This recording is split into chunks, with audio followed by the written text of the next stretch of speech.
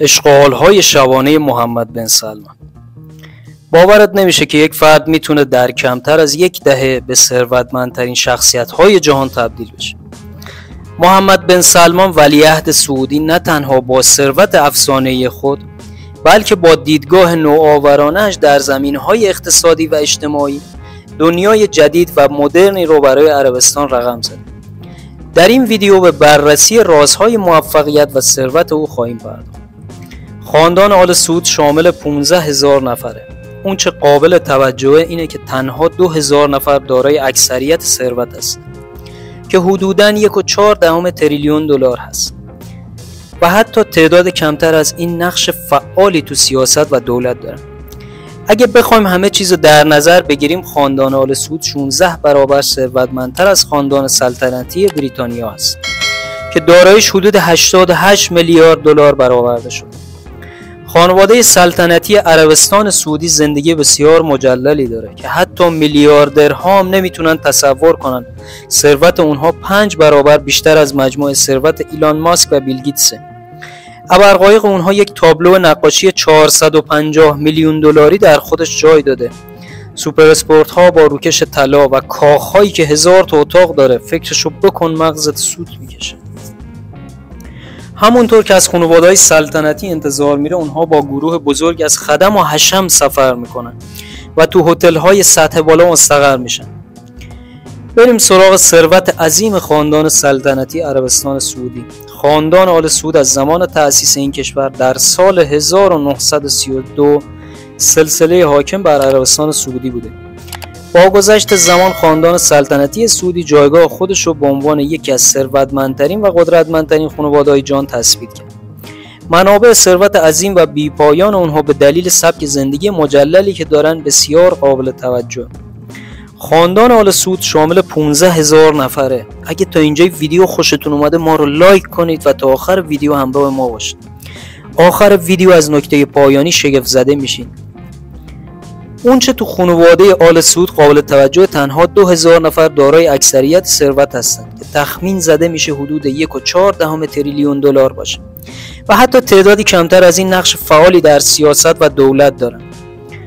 اگه بخوایم همه چیز در نظر بگیریم، خاندان آل سعود 16 برابر ثروتمندتر از خاندان سلطنتی بریتانیا هستند که داراییشون حدود 88 میلیارد دلار برآورده شد. ثروتمندترین عضو خانواده در حال حاضر الولید بن طلاله که دارایی خالص اون نزدیک به 20 میلیارد دلار تخمین زده میشه. سلمان بن عبدالعزیز آل سعود پادشاه عربستان سعودی و محمد بن سلمان ولیعهد بسیار ثروتمند هستند. اگرچه دارایی خالص اونها فاش نشده، اما بعضی اقتصاددانا میگن که حاکم نانوشته یعنی محمد بن سلمان ممکنه حدود 25 میلیارد دلار دارایی داشته باشه. محمد بن سلمان قصر باشکوه و مجللی داره به اسم الیمامه، اقامتگاه و دفتر رسمی پادشاه عربستان هم هست. اما خاندان مرفه سعودی چندین خونه قابل توجه تو سراسر جهان دارن. کاخ الیمامه تو سال 1983 در ریاض ساخته شده و مساحت اون حدود 4 میلیون فوت مربع. این قصر 1000 تا اتاق و امکانات بی‌نظیری مثل سینما، مسجد، سالن بولینگ و استخرهای فراوون داره. اگه تا اینجای ویدیو خوشتون اومده ما رو لایک کنید تا ویدیوهای جذابتری براتون بسازم. قصر دیگه تو ریاض به نام قصر العوجه محل خلوت ملک سلمانه که در اون پذیرایی تعداد از رؤسای جمهور و پادشاهان بوده. قصر اورگا در مرکز ریاض میزبان جلسات با درباریانه و محلی برای فعالیت‌های دولتی و پذیرایی‌های دولتی. در بازدید اوباما رئیس جمهور اسبق ایالات متحده و هیئت همراه از این کاخ شاهد پذیرایی با خرچنگ، بره، برنج نگیندار و چیزهای دیگه در کنار صندلی طلا بودند. از هنر اسلامی بگیر تا آثار هنری معاصر مشهور جهان، این خانواده از علاقه‌مندان هنر هستند. خاندان سلطنتی عربستان برای به دست آوردن گرانترین نقاشی جهان و ساختن یک گالری به افتخار اون سنگ تموم گذاشتند.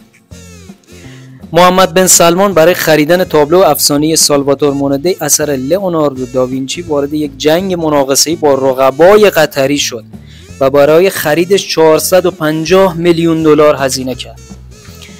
یکی دیگه از آثار هنری چشمگیر در اختیار اونها نقاشی زنان الجزایر. اثر پابلو پیکاسو که تو سال 2015 به قیمت 160 میلیون دلار خریداری شد.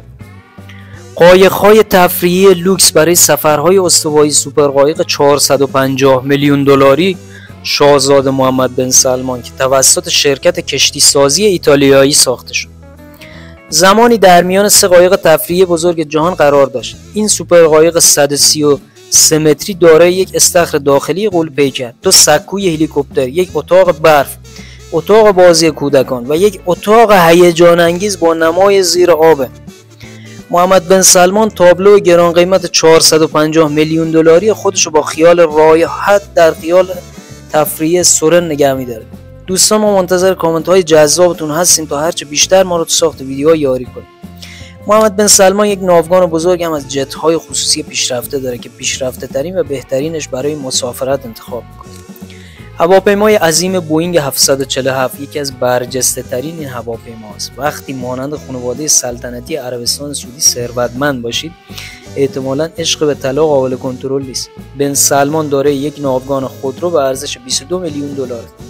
شاهکارهایی مانند رولز رویس، فانتوم کوپه، جیپ مرسدس، لامبورگینی و خیلی از ماشین‌های پرزرق و برق دیگر جزو ثروت‌های بن سلمان است.